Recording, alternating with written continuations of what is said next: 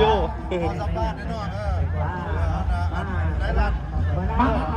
มันคือการทำต้นในตอนนี้เป็นการทำการแนวแนวแนว ซึ่ง ของ ก็ ผ ได้ ม เดี๋ยว เลย มามาอยู่โอ้ยอดมาข้างแรกเขาอยู่นะ พอทุกคนจะขอไปเลย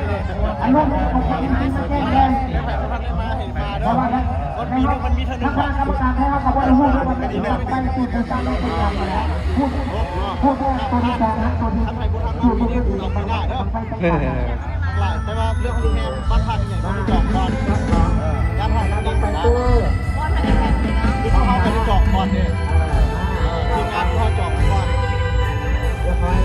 มันไปอยู่ในการที่รู้ที่ให้เอาไปลงทะเบียนมาแจ้งคณะกรรมการเนาะเพราะเขาจะติดตามว่าคือให้คะแนนหรือว่าติดการแข่งขันเนาะพอให้มาแจ้งแล้วแต่ละบ้านไปตี เขาจะมาโกงก่อนเนาะเมาก่อนมาไม่ได้ดีใจแล้วจะมาจะบังไฟนอก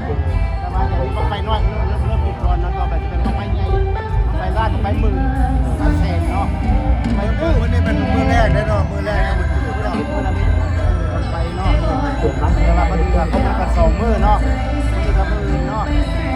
วันหลายคนก็หลาย เจ้าของไปอยู่ข้าง